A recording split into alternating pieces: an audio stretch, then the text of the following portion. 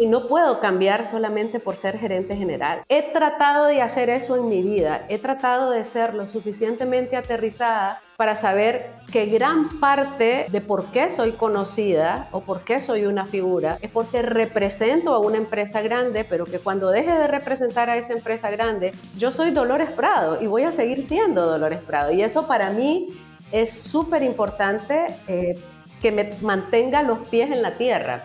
¿Cómo se transforma la cultura de las organizaciones en una cultura? Hola, yo soy Fabricio Serna y esto es Cultura Empresarial, el podcast donde descubrirás los hacks que han permitido a las transnacionales más importantes de Hispanoamérica enaltecer su cultura gracias a sus perspectivas únicas e innovadoras. Antes de empezar te recuerdo que tanto este episodio como los anteriores los encuentras en su versión de video en YouTube y en podcast en Spotify. En este episodio de Cultura Empresarial me acompaña Dolores Prado. Ella es licenciada en Mercadeo y Publicidad con un posgrado en Marketing y Ventas por la Universidad Politécnica de Nicaragua. Tiene más de 40 años de experiencia gerencial siendo gerente general para Nicaragua en Iberia y luego formó parte del grupo Holcim. Fue CEO en Nicaragua, luego CEO en El Salvador y posteriormente CEO de Holcim en el clúster de América Central, que son El Salvador, Costa Rica y Nicaragua. Dolores es históricamente la primera mujer CEO de país en Holcim en el mundo. Y a partir del 2021 asumió el cargo de CEO Holcim Ecuador, que bajo su mando se ha mantenido de forma consecutiva en el top 10 de empresas con mayor reputación corporativa. Además, Dolores es Top Voice en LinkedIn, reconocida como una de las lideresas con más alta reputación digital del Ecuador. Actualmente está en el puesto número 12 del ranking general y en el top 3 de mujeres del estudio de reputación de Merco. Y con mucho orgullo, además, Dolores es madre de 3 y abuela de 5. Ahora sí, disfruten de esta tan aleccionadora y emotiva conversación que tuve con Dolores Prado. Dolores, bienvenida a Cultura Empresarial. Muchísimas gracias por haber aceptado esta invitación. Muchas gracias a ustedes por invitarme. Para mí es un honor compartir con ustedes. Muchas gracias. Dolores, Aquí estamos. sí. Oye, después además de mucho, ¿no? Que hemos tenido por ahí un traspié en la agenda y tal. Te agradezco muchísimo la paciencia y realmente por haber estado aquí, por estar aquí con nosotros. Dolores, yo quiero empezar con un tema en particular que usualmente no le suelo preguntar a mis invitados, pero a ti sí te lo quería preguntar, y es tu pasión por las orquídeas. O sea, ¿cuándo nace esto? ¿Cómo sucede? ¿Cuántas orquídeas tienes? ¿Cómo las cuidas? Etcétera. Cuéntame un poquito. Mira, siempre me han gustado las orquídeas, pero como sabes, yo soy nicaragüense. En Nicaragua no se cultivan las orquídeas, muchas se importan de Costa Rica y de acá de Ecuador. Y allá por el clima no sobrevivían. Y cuando llegué a vivir a Ecuador, aquí sobreviven en todos lados. Hay orquídeas en Guayaquil, que es muy caliente, y hay orquídeas en la sierra, que el clima es diferente. Entonces, empecé a comprar orquídeas y te dilataban un mes florecidas, y después siempre te decían, no se preocupe, guárdelas, le van a volver a florecer. Claro. Y pasé como 2 años y no me Esperando. volvían a florecer. Ok. Y hacía todo lo que me decían, que le corta acá, que le ponga esto, que le ponga el otro. Hasta que un día, platicando con una amiga que le encantan las orquídeas, me dio un montón de tips. Entonces ahora las compro cuando ya no están florecidas, las llevo a lo que yo llamo el cementerio de las orquídeas, que tiene que ser un sitio en el patio que reciba luz, pero que no reciba sol directamente. Y siempre la idea es tener orquídeas que florecen. Y tenés esa suerte que no todas florecen en el mismo tiempo, y la idea es tener siempre orquídeas. Pero es un arte, y Sí. conocerlo, te cuento que no es fácil, y hay dedicación en eso también. Cuando yo viví un par de años en México, en Veracruz, conocí a un apasionado de las orquídeas. Y de hecho, además, él era tan apasionado que tenía un propio huerto en su casa donde criaba él orquídeas. Tenía una colección gigantesca de orquídeas, ¿no? Y él me decía, somos orquilocos, ¿no?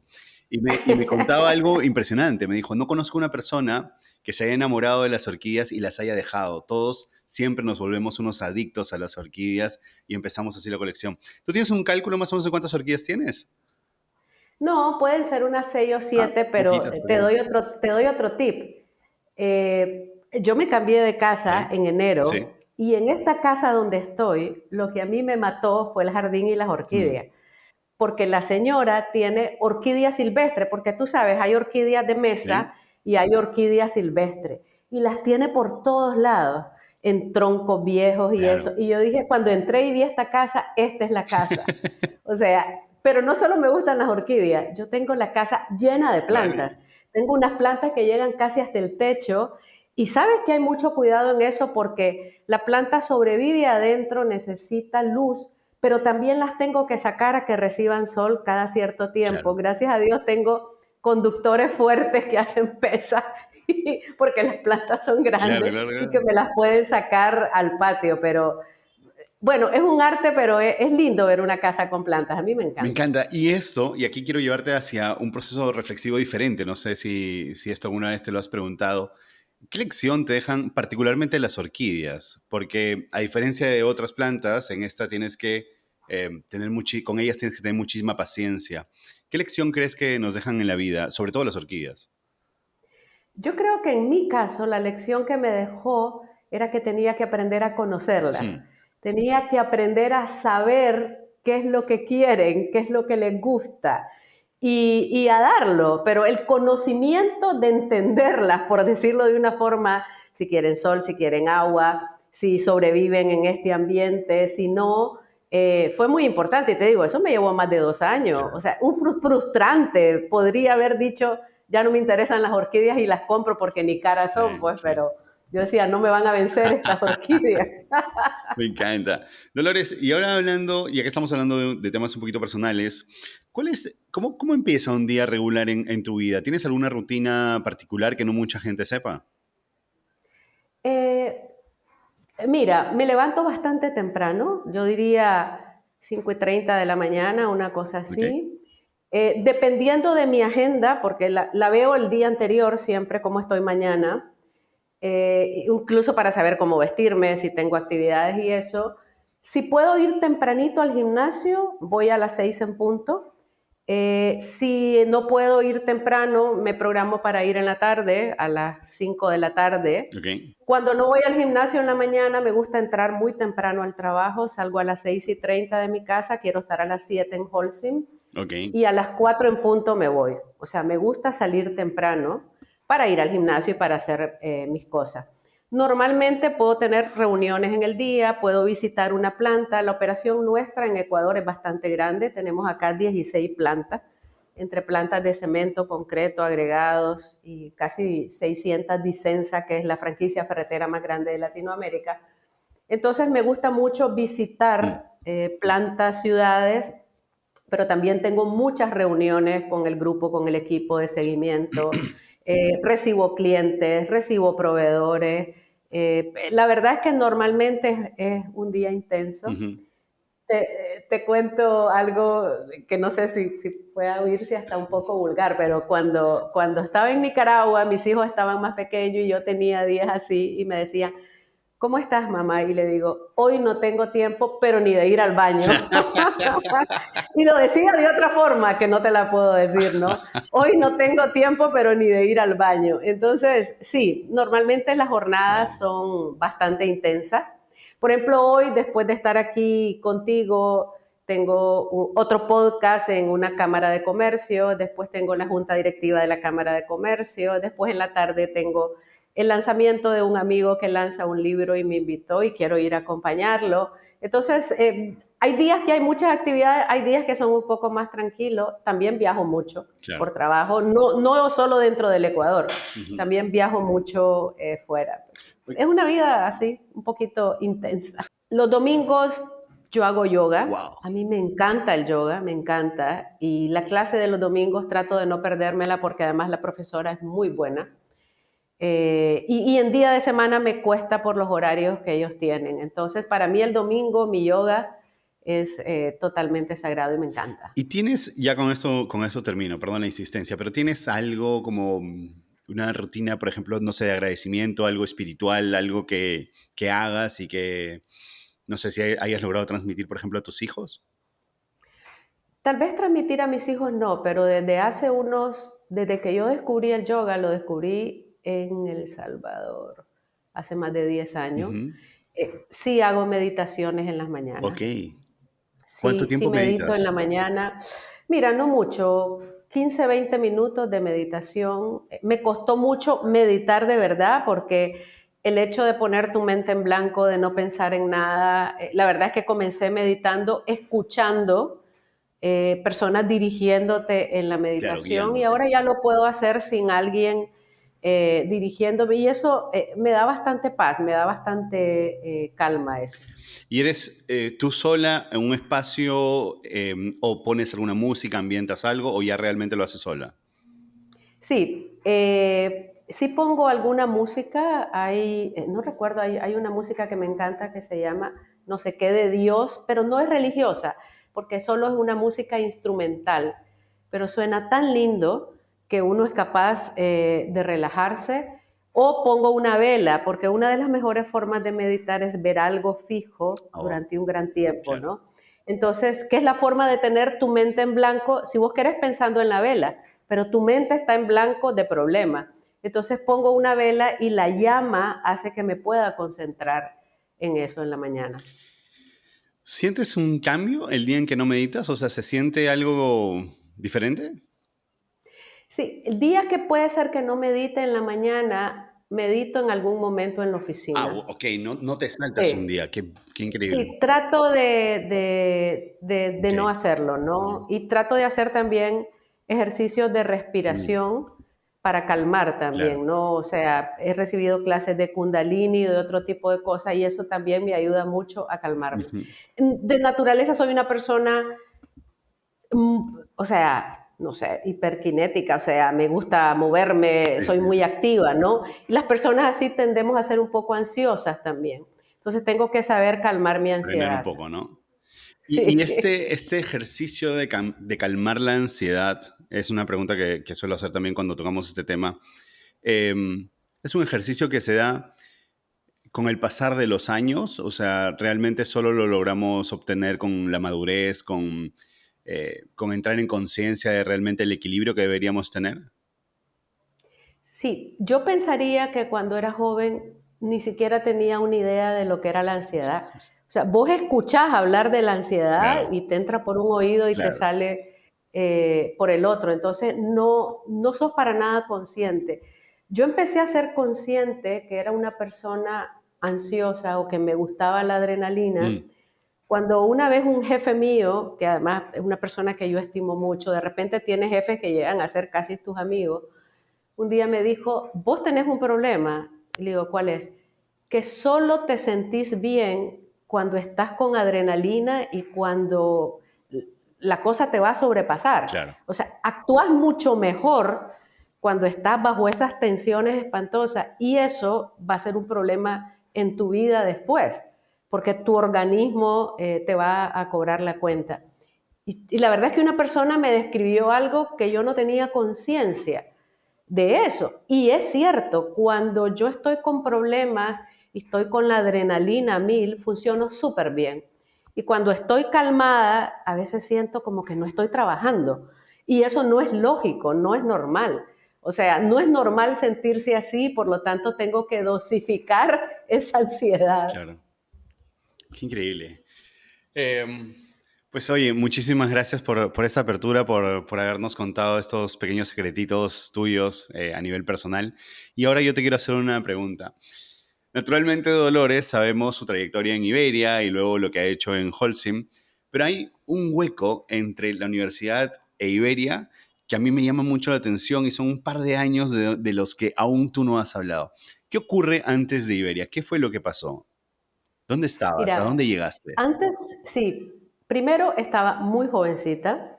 Yo la verdad comencé a trabajar muy joven. Mi primer trabajo lo tuve a los 16 años. Ujú. Estaba en cuarto año de secundaria. Me crucé a estudiar en la noche, me bachilleré en la noche y comencé a trabajar en un banco como recepcionista. Ok, De hecho, cometí un fraude porque yo dije que tenía 18 años y tenía 16 y como soy alta no me pidieron partida de nacimiento. vale. Entonces empecé a trabajar muy jovencita a los 16 años.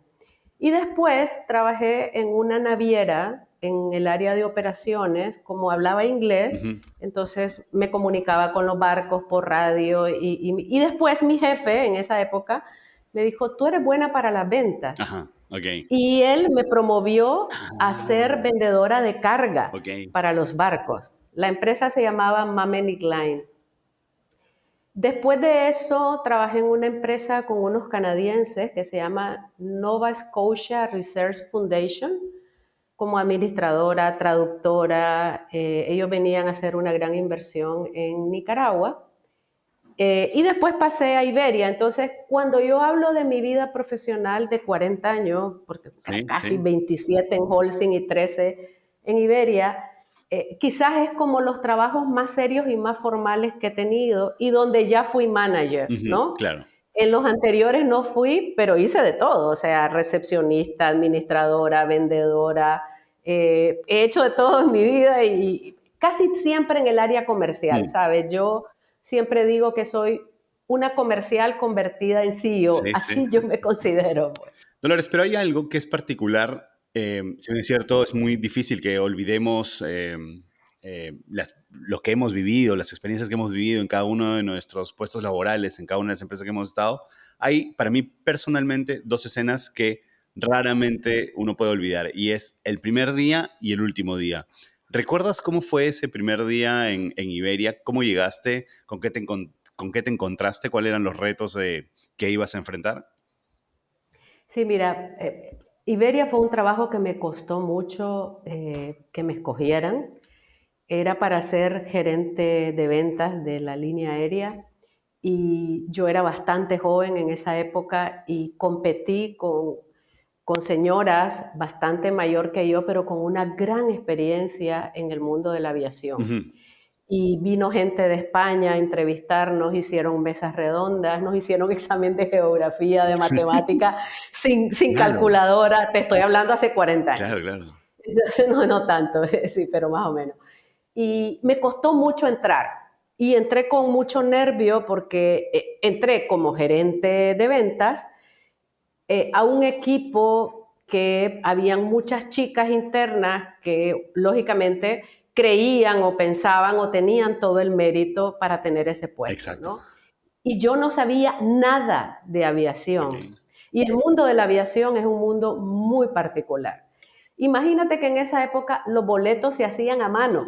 Vos no viviste esa No. época. Se llenaban los cupones a mano, mandábamos las reservas por Telex a España, o sea, otra época. Pero yo no sabía nada de eso. Entonces, me daba mucho miedo el llegar a un puesto gerencial sin Claro. conocer el negocio y me daba mucho miedo no ser aceptada por mis colegas, sabiendo que varias de las chicas optaron o pensaban que deberían haber tenido ese puesto. Eso para mí, y no me la pusieron fácil al comienzo.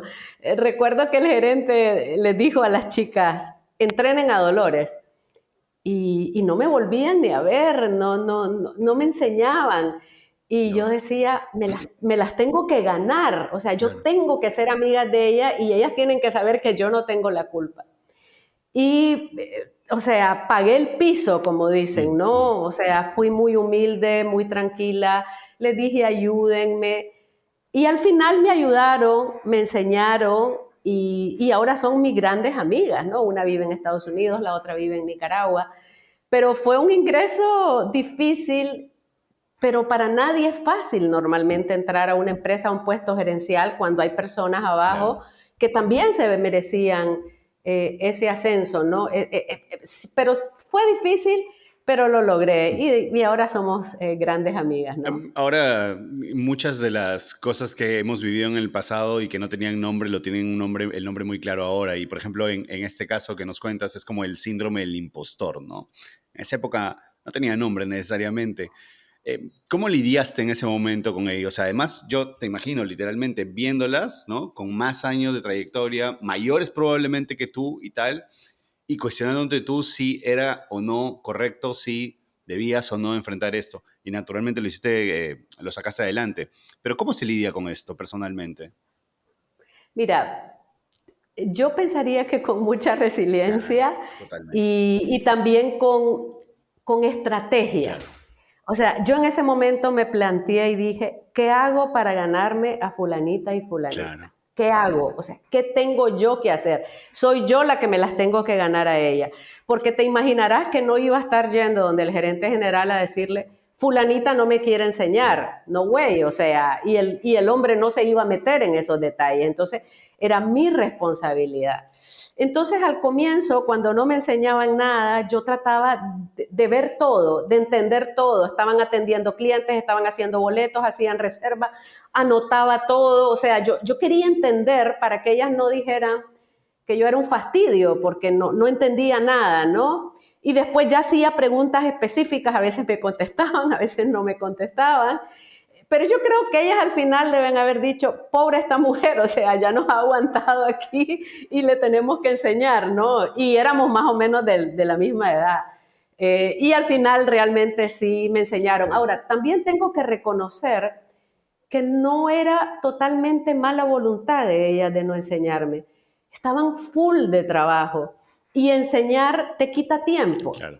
Porque vos tenés que decirle a alguien, voy a hacer esto, y ahí era un cliente tras otro, tras otro, tras otro. Entonces era lo que tú pudieras entender de lo que ellas estaban haciendo. Y eso me correspondía a mí hacerlo y traté de hacerlo lo más rápido posible. ¿Cuál era el reto que enfrentabas? Además, o sea, naturalmente asumías esta gerencia comercial, las particularidades, el escenario es totalmente distinto al que es hoy. Las personas que pueden pensar en una gerencia comercial ahora, no es que lo tengan fácil, pero son totalmente otras realidades que tú viviste en ese momento. ¿Cuál fue el reto al que te enfrentaste específicamente en ese momento? A no conocer el negocio. Ok. Y mi reto era entender cómo funcionaba la aviación. Pero, y a nivel de empresa, o sea, ¿en qué estado se encontraban y hacia dónde tenías tú que llevarlos? Claro, o sea, yo estaba reponiendo a una persona que había estado en ese puesto muchos años Ujú, y que era muy buena y que se jubiló. ujú. Entonces también es llenar el zapato de una persona que lo deja a un nivel muy alto, ¿no? Y era levantar las ventas Ujú. de Iberia en Nicaragua y mejorar la relación con las agencias de viaje, porque las agencias de viaje eran un canal súper importante para nosotros de comunicación. Y la persona que se jubiló la amaban Claro. en las agencias de viaje porque era una gran persona. Entonces, todo eso era un nivel de responsabilidad muy grande que uno tenía que tratar, tenías que superarlo, Ujú. pues. ¿Qué cosas ocurrieron durante tu gestión? Fueron muchos años a lo largo de esta trayectoria que tuviste en Iberia, pero ¿qué cosas recuerdas? ¿Cuáles fueron las experiencias más bonitas que te llevas? Mira, yo creo que el acercamiento con las agencias de viaje fue muy bueno. Cuando ya empezaban a llamarme para solucionar los problemas, Mm. porque al comienzo, cuando eres nueva y no sabes mucho, las mismas agencias dicen, mejor resolvemos por otro lado y llamaban al gerente, ¿no? Entonces, cuando yo ya me gané el respeto y el cariño de ellas, eso para mí fue un step súper importante en mi Ujú. carrera. Cuando dupliqué las Eso. ventas, también eso para mí fue un step súper importante en mi carrera. Cuando yo sentía que ya conocía, que ya nadie me podía explicar mucho porque entendía la dinámica, podía hacer los Claro. cálculos y eso también para mí, eso fue un step súper importante en mi carrera. Sí, y además eso se siente, ¿no? Se vibra. Cuando ya uno está seguro, se mueve ya sin miedo, ¿no? Como pez en el agua, como la obra de Vargas Llosa, ¿no? Se siente diferente, ¿verdad? No, y aparte de eso, estuve 7 años en esa Sí, claro. posición y cuando el gerente general se fue, eh, yo opté para el puesto de gerente general y me dijeron que no. 2 veces me dijeron Ujú. que no. Me dijeron que querían una persona con más experiencia, querían otro tipo de cosas. Y pasaron un año sin gerente general y yo pasé haciendo los dos sombreros. Mm. Pasé haciendo de gerente general y de gerente comercial. Y yo creo que por aburrimiento me dieron el puesto después de un año, ¿no? Entrevistaron mucha gente, no encontraron el perfil que buscaban y durante ese año yo demostré que pude hacer los dos roles, que no se cayó y que las ventas mejoraron. Y entonces al año dijeron, ok, Dolores, te vamos a nombrar gerente general y estuve 5 años en esa posición. Y visto en perspectiva, Dolores, em, ¿recuerdas tú, por ejemplo, alguna buena práctica que tú hayas implementado, por ejemplo, con tu equipo, o sea, ya siendo además la gerenta, ¿no? Cuando ya lograste ese puesto, desarrollaste con tus equipos, no sé, de pronto y reuniones one-to-one con cada uno de tus líderes para poder alinear, para saber hacia dónde iba la empresa, para poder bajar mejor la información. Sí, mira, fue muy bonito porque éramos un equipo bastante Ok, pequeño, que incluso cerrábamos la oficina los 2 veces a la semana que habían vuelo porque íbamos al aeropuerto a atender los vuelos, los aviones 747 sí. de Iberia. Al ser muy unidos, yo creo que se daba mucho ese tipo de relación muy cercana. Eh, la parte, te voy a contar una anécdota que no sé si tal vez te contesta eso. Yo recuerdo que cuando yo era gerente comercial llegaban muchos mensajeros de las agencias de viaje a dejarme cosas de trabajo, ¿no? Y cuando era ya gerente general, me acuerdo que entró un mensajero, como entraba antes siempre, entraba, como decimos en Nicaragua, como Pedro por su casa y entró a mi oficina. Hola Dolores, ¿qué tal? ¿Cómo Sí, estás? Y sí. hola. Y yo estaba con una colega y cuando él se va me dice, ¿no te das cuenta que ahora sos gerente general y no podés seguir siendo así? Ujú, Y le digo, pero es que yo soy gerente general ahorita, claro, pero sigo siendo Dolores claro. Prado y no puedo cambiar solamente por ser gerente general. Entonces, he tratado de hacer eso en mi vida, he tratado de ser lo suficientemente aterrizada para saber que gran parte de por qué soy conocida o por qué soy una figura es porque represento a una empresa grande, pero que cuando deje de representar a esa empresa grande, yo soy Dolores Ujú. Prado y voy a seguir siendo Dolores Prado. Y eso para mí es súper importante, que me mantenga los pies en la tierra. Me parece súper interesante, ¿no? O sea, hay momentos en donde alguien quizás nos llama a reflexión, pero también ocurre una reflexión como inversa, ¿no? Donde sí estás en un puesto, pero dices, no, a ver, seamos como más terrestres, ¿no? No tenemos por qué volar tanto, ¿no? ¿Esos momentos han ocurrido muchas veces en tu carrera?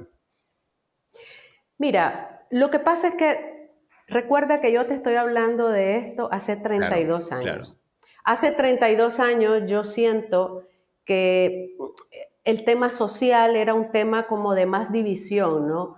Yo con honestidad en esta generación no me imagino a alguien diciéndome eso. Sí, No, sí, te diría que sí, a o mí me sea, han dicho algo muy parecido en algún momento, ¿ah? mis hijos a mí me tratan de vos, Claro, yo no soy tú, claro. no sé si me Sí, explico. O sí, sí, sea, sí. hay una relación más informal en el mundo actual y me gusta Sí. más. Entonces yo ahora realmente no siento eso, pero sí hay que reconocer que hay diferencias de clases, hay diferencias. Por eso me gustan más los países donde la clase media es muy fuerte y donde realmente somos muy parecidos todos, ¿no? Porque esas diferencias entre el rico es más rico y el pobre es más pobre, eso es un problema para Sí. la sociedad y al final termina explotando siempre. Nunca me había puesto a pensar en ese detalle. ¿Se siente mucho en los países latinoamericanos? En algunos más que en Ok. otros. A mí me costó mucho que en Centroamérica la gente no me dijera Doña Dolores y me dijera Dolores. Claro, Oye, les hacía juego, les decía, te voy a poner una multa. Para la gente era muy difícil porque para ellos el jefe don o doña. sí. Lo logré, o sea, lo logré y ahora todo el mundo me dice Dolores, pero todavía en algunos países eso se mantiene. Me encanta. Dolores, ahora sí te quiero llevar hacia lo que es hoy la realidad, hacia Holcim. Pero antes de eso, quiero hacerte la pregunta, ¿cómo es que llegas a Holcim? O sea, ¿cómo fue este enamoramiento? ¿Te jantearon? ¿Qué sucedió? El enamoramiento fue por Iberia. Ok. Las personas que abrieron operaciones de Holcim en Nicaragua pertenecían a Holcim Trading, que era una rama de Holcim que ve el tema del trading de las materias primas y de todo. Y ellos volaban en primera clase. Yo no sé si tú te acuerdas, pero hace 30 años los 747 tenían primera clase, que era la cúpula, Ujú, que eran solo 8 asientos, ujú. tenían business o clase ejecutiva y tenían coach. Alguien que viajaba en primera clase, te estoy hablando de hace 30 años, era un boleto de $8,000. Ujú. Entonces, como eran tan pocos clientes que viajaban en primera clase, uno, el gerente general, los conocía y los atendía personalmente, Ok. ¿no? Entonces, Ah, empezaron a llegar y yo miraba que llegaban españoles, llegaban esto, llegaban el otro, y empezás a hacer amistad y a qué vienen y no, que queremos abrir una empresa cementera. ¿Y cómo se llama la empresa? En esa época se llamaba Holderman. A mí me sonaba como un banco, no me sonaba como otro tema. Y de repente un día a la persona que estaba a cargo de abrir la operación, un día yo le dije, ya habíamos hecho amistad, ya había pasado más de un año, se llama Goyo, todavía está vivo y lo quiero mucho, y le digo, Goyo, cuando sepas de alguna empresa española que va a abrir operaciones en Nicaragua y que busquen o un gerente general o un director comercial, me avisas. Y recuerdo que él me quedó viendo así como alucinado y me dice, Dolores, ¿vos te irías de Iberia? Y le digo, sí, sí, sí, sí, el trabajo y el salario es bueno, sí. Pasaron varios meses, yo no volví a ver a Goyo y a los 3 meses un día llegó a la oficina y me dice, necesito hablar contigo y llamó la puerta. Y yo hasta como con miedo, ¿qué pasó? Y ahí fue, ella me dijo, te ofrezco ser directora comercial de esto. Y digo, pero yo no sé nada ni de cemento ni de la claro. construcción, pero vas a aprender. ¿Sabes que fue una decisión muy difícil? Porque yo en Iberia era gerente Sí, general claro. y yo aquí iba a ser directora comercial.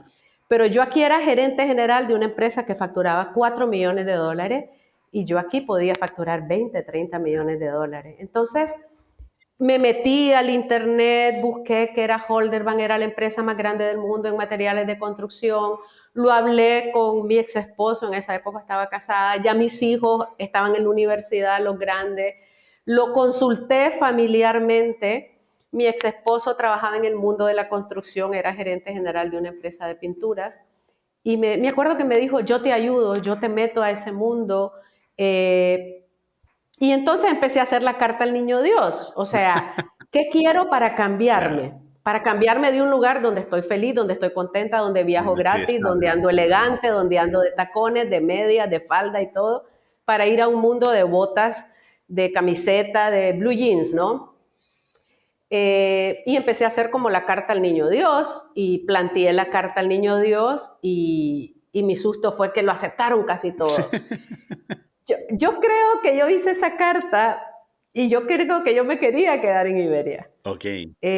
Pero cuando me aceptaron todo y cuando mi familia me está diciendo, démosle, te apoyamos, yo dije, estoy en la edad perfecta para lanzarme y para cambiar de mundo, ¿no? Entonces, lo hice y la verdad es que no me he arrepentido, es la mejor decisión que he tomado en mi vida profesional. Me encanta. Al final, una de las cosas que yo suelo decir es que el que es comercial no importa si vende boletos, si tiene que vender cementos, si de pronto hace pintura y tal. Al final, el que es comercial y puede vender todo. Solo tiene que estar seguro de su producto, ¿verdad? Sí, sí, porque yo iba de directora comercial, me tocó abrir mercado, hacer estudios de mercado, crear marca, crear imagen. Ese es el mejor doctorado y la mejor maestría que un Claro, comercial pueda tener. Comenzar de cero y formarlo todo, claro. ¿no? O sea, la verdad es que lo disfruté mucho. Vale, listo. Ahora sí, quiero entender, o quiero más bien que me cuentes cómo fue ese primer día. ¿Con qué miradas te topaste? ¿Cuáles fueron Ah, las no, primeras conversaciones y tal? Me gustan mucho los primeros no. días y los últimos días. Mira, ese primer día ha quedado en mi memoria para el resto de la vida. A mí, Goyo me Sí. explica, y yo conozco al gerente general que hay en esa época en Holcim, y me caía súper bien, y yo dije, qué bueno que voy a trabajar con él, ¿no? Porque es una gran persona. Yo llego el primer día, me recibe Goyo, el que me contrató, el Sí. español a cargo de la operación, y yo veo un hombre alto de espalda que no era el gerente general con el que yo pensaba que iba a trabajar. Y él se voltea y Goyo dice, Dolores, quiero presentarte a fulano de tal que es el nuevo gerente en Nicaragua. Yo casi me muero. Claro. O sea, yo casi me muero porque yo pensaba que era la otra persona. Y me presentan a alguien que lo estoy conociendo, que no había llegado nunca, que no sé cómo es y que además tenía un aspecto súper serio. Después fuimos grandes amigos y somos grandes Ok. amigos todavía. O sea, mi primer día me cambiaron el jefe y yo había dejado una empresa de 13 años que amaba. Entonces te imaginas la inseguridad que yo sentía en ese momento. O sea, fue terrible eso. ¿Cuál fue el escenario que enfrentas cuando llegas a Holcim? ¿En qué escenario estaban? O sea, acababan de abrir, entiendo, operación. Acabábamos de abrir operaciones y estábamos enfrentando a un monopolio estatal Wow. que tenía casi 50 años en el país. Ok. Entonces, fue durísimo, fue muy duro, pero haber comenzado de abajo, tener el respaldo de Holcim, hacer las cosas bien, contratar los vendedores, hacer marketing, hacer comunicación. La verdad es que yo creo que hicimos un muy buen trabajo y hoy Holcim Nicaragua tiene 50% de participación de mercado y ya tiene concreto, cemento, agregados y Disensa y se ha vuelto una operación muy buena y muy rentable, ¿no? Sí fueron muy duros los inicios porque el Estado pues tiene sus leyes y Sí, los términos de referencia para vender cemento, decían el nombre del cemento del claro, Estado, están ¿verdad? direccionados por completo. Entonces, totalmente, o sea, había que luchar y había que picar Mm, piedra. Creo que nunca en mi vida conocí tanto Nicaragua como la conocí en esos primeros años. ujú. En jeans, en camisetas, en tenis, de ferretería en ferretería, tocando la puerta para que Sí. nos compraran, la gente no nos quería comprar. Fue buenísimo, o sea, fue un golpe de humildad muy interesante, pero muy Y bonito. eso era justo lo que te iba a decir, ¿no? Porque cuando toca que llega una nueva marca y tiene que intentar entrar al mercado, toca hacer un trabajo muy de hormiga, ¿no? Sobre todo, o sea, y además acá la pregunta sería como, ¿cómo hacían para ser atractivos a personas o el público que estaba acostumbrado a 50 años de una supermarca posicionada estatal y que llegue una, en ese momento, imagino, pequeña, pero con mucho respaldo, empresa como Holcim? Mira, fue primero entender qué es lo que el mercado valoraba de la otra marca, qué eran los atributos que les Mm, interesaban del interesante. producto. Nuestro producto por diseño era un poco diferente y eso quizás fue lo que más nos costó, ¿no? Porque el cemento puede tener características diferentes de acuerdo a la materia prima que tenga. Entonces, los tiempos de fraguado, el color, todo eso para el mercado eran muy importantes y nosotros en algunas cosas éramos Mm, diferentes. Se nos ocurrió que el mercado en ese momento era un mercado como muy informal y que los pequeños camioneros compraban el cemento y lo distribuían poquito a poco. No te compraba realmente directamente el cliente que lo iba a usar, sino un camionero que era como el distribuidor. mm. Y los camioneros estaban basados todos en la ciudad o en el pueblo donde estaba el cemento estatal. Ellos nos hicieron una guerra terrible, hablaban muy mal de nuestro producto y nosotros dijimos necesitamos camioneros. Mm. Y se nos ocurrió una idea que fue brillante, que es el programa camionero. Entonces compramos 25 camiones, buscamos choferes de esa ciudad Mm. con experiencia en cemento. Les regalamos la mitad del camión, la Claro. otra mitad se lo financiamos a 5 años para que vendieran nuestro cemento. Eso rápidamente nos dio una participación de mercado súper interesante y nos dio una fuerza de ventas muy Mm. cohesionada porque esos camioneros estaban felices Claro, porque es porque propio, les pues. habíamos regalado Claro. el 50% del valor del camión. Y así poco a poco fuimos desarrollando estrategias para penetrar en el mercado. Pero ese golpe fue un golpe Sí, fue extraordinario. certero. Es muy estratégico, ¿sabes? Dolores, yo sé que Holcim tiene como un compromiso dirigido hacia la carbono neutralidad, pero para quienes no necesariamente conocen la industria o entienden la industria, ¿cuál es la realidad del cemento? Sé que es no necesariamente uno de los productos menos contaminantes del planeta y ese es el gran reto que tienen todas las cementeras a nivel de todo el planeta. ¿Cuál es la realidad de esto? Mira, hay un producto que se llama concreto. El concreto es la mezcla del cemento con el agregado y con agua. El concreto es el segundo producto más usado en el mundo y el primero producido por el hombre más usado en el mundo, porque el primero sería el agua, ¿no? Que no la produce normalmente el hombre. Entonces, es una mega responsabilidad ser el producto fabricado por el hombre más consumido en el mundo, porque toda construcción lleva concreto, porque la materia prima del cemento, que el cemento es uno de los componentes más importantes del concreto, es el clínker. Y el clínker sale de minas de caliza que con otros productos, con otras materias primas, lo metes en un horno a temperaturas de miles y se produce el clínker. Y eso emite una cantidad de CO2 muy importante a la naturaleza. Entonces, somos de las industrias que producimos un CO2 importante tanto en la fabricación del concreto y del cemento como en la fabricación de una casa, ¿no? Que también lleva nuestros productos. Por lo tanto, es una obligación nuestra buscar cómo reducir esas emisiones y nos hemos comprometido a ser carbono neutral en 2050. Y para eso están enfocados todos nuestros procesos para reducir el CO2. Oye, y siguiendo esa línea, Dolores, a mí me gustaría saber cuáles son los pasos o los objetivos que se han trazado de cara a este compromiso que tienen hacia el 2050 de carbono neutralidad. Sí, mira, hemos dividido como en 4 grandes áreas.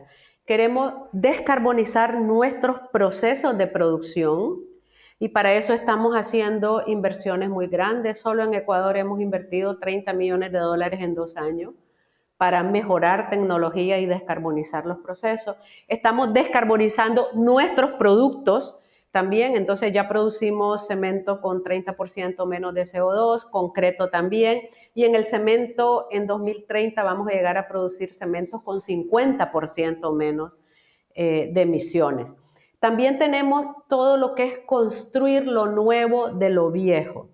Eso en inglés se puede llamar Construction Demolition Material y significa que si tú tumbas un edificio, lo que tumbas, como es concreto, es acero o es madera, se puede reutilizar para hacer concreto o para hacer agregados. Y el otro tema es la reducción de energía eléctrica. ¿Y eso cómo lo hacemos? Nosotros procesamos la basura y esa basura tiene poder calorífico y eso hace que reduzcamos el consumo de energía eléctrica en nuestras plantas, ¿no? Hay países de Latinoamérica como Costa Rica que ya el 60% de la energía que produce la planta de Cartago viene de la basura del municipio de Cartago. Wow. Nosotros en Ecuador estamos en el 25% y la idea es llegar a esos niveles como tiene Costa Rica o como están en Europa, ¿no? Nuestras plantas en Europa ya tienen casi el 100% de sustitución de energía limpia.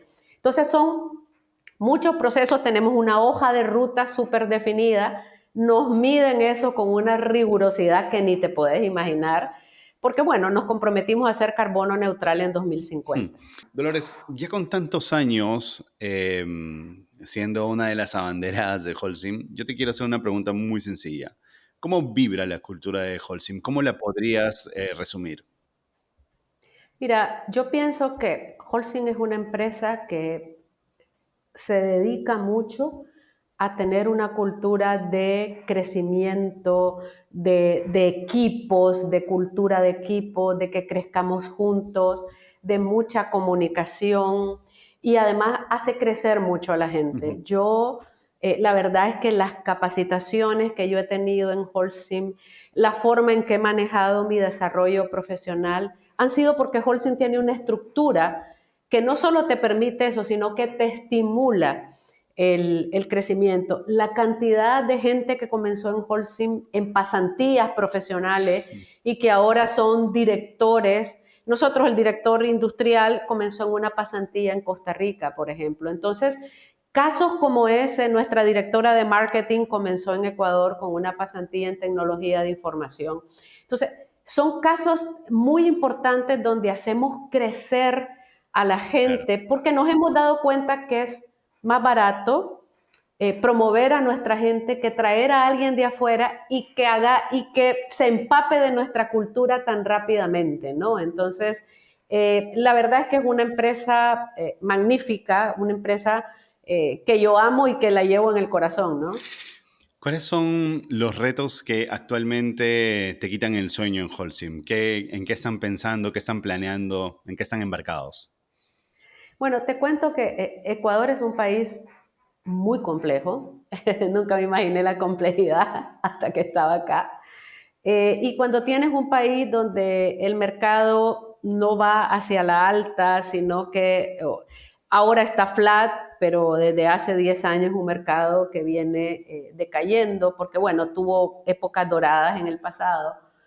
Yo creo que mantener la rentabilidad, mantener el crecimiento, yo creo que para nadie no lo saben, que Ecuador ha pasado momentos muy duros en temas de seguridad física Sí, claro. de la gente, narcotráfico, secuestros, además inseguridad política. O sea, yo en 4 años y medio he visto 4 elecciones presidenciales, ¿no? Y eso no es lógico. Entonces, ¿qué pasa cuando tienes inestabilidad social, política, económica y un mercado a la baja? Es la tormenta perfecta para que las cosas sean duras. Entonces, tener resiliencia en eso, seguir manteniendo ese espíritu, la motivación, las ganas de crecer y los buenos resultados, créeme que es un desafío, pero del tamaño de la luna, ¿no? Pero es lo que toca, o sea, cuando eres líder, pues te dan esas responsabilidades y las tienes que asumir y con ganas y hacerlo bien. Dolores, sé también, porque además esto es público, que han hecho ya inversiones en algunas empresas en Perú. Em, Sé que aún no necesariamente estas empresas llevan ya el nombre de Holcim, pero esto ha sido publicado ya. De cara hacia el futuro, y además hablando específicamente de tu experiencia como CEO, ¿cómo sería el abordaje de estas operaciones? ¿Cuáles son las primeras tácticas que se implementarían? Mira, yo pienso que impregnar nuestra cultura es la labor más importante que tenemos cuando compramos empresas pequeñas o grandes, bien establecidas, pero que puedan venir de culturas empresariales diferentes. Nosotros tenemos una cultura, por ejemplo, en salud y seguridad de cero tolerancia a accidentes y a cosas, ¿no? Y ese es un tema que nosotros nos enfocamos mucho cuando compramos una empresa. Otro tema es la cultura y otro es el valor de la marca. Entonces, yo creo que Perú es un país grandioso, lindo. Teníamos muchos años de querer penetrar en Perú y finalmente lo hemos logrado con algunas empresas y seguramente vamos a seguir buscando más cosas en Perú. Y ahora el desafío es holcimizarlas, como decimos nosotros, pero sacar lo mejor de Holcim para que los colaboradores entiendan que llegaron a una gran Sí, claro. empresa y que es lindo trabajar en esa empresa porque te considera como persona, te va a hacer crecer, te va a dar buenos beneficios. Entonces, yo creo que es lindo ver el antes y el después, porque yo he vivido mucho Claro. antes y después, porque hemos comprado varias empresas en Centroamérica y en muchas partes del mundo y guardamos con mucho celo las fotos de cómo era Qué antes y en hermoso. qué las convertimos nosotros. Y la verdad es que te da un orgullo del bueno ver lo que podemos hacer. Perfectísimo. Dolores, te agradezco muchísimo todo lo que has compartido con nosotros. En verdad está hoy como muy emocionado de que, primero, de que lo hayamos logrado, de que hayamos hecho esta entrevista y segundo, de todo lo que me has contado sobre tu trayectoria profesional. Te quiero hacer una pregunta de cierre que probablemente no tiene nada que ver con Holcim y no sé si me permitas. Probablemente dentro de mucho tiempo, quizás no mucho en algún caso, pero Natalia, Nelly, Lolita, Alvarito y la pequeña Sol se van a topar con esta entrevista y se van a sentir tan emocionados y orgullosos como nos sentimos nosotros. Si pudieses dejarle un mensaje aquí a ellos escondido, ¿qué les dirías? Les diría que luchen por sus sueños, que son capaces de hacer lo que ellos quieran y que en lo que quieran hacer, su abuela los va a apoyar. Ya se me quebró la voz. Eso les diría. Y además que los amo. Los amo más que a mi vida. Y a mis 3 hijos también. Muchísimas gracias, Dolores. Dolores Prado y Holcim son unos grandes representantes de lo que es la cultura empresarial. Un abrazo. Gracias, Fabricio. Gracias a ti, gracias a Decibelios por invitarme. Es un honor para mí estar con ustedes. Así terminó mi conversación con Dolores. Si algún pasaje de este episodio te ha resonado, tu misión hoy es compartirlo. Y nos serviría mucho si te suscribes a nuestro canal en YouTube o nos dejas 5 estrellas en Spotify. Eso nos ayudaría a llegar a más personas interesadas en este tipo de contenido como tú. Yo soy Fabricio Serna, gracias por llegar hasta aquí.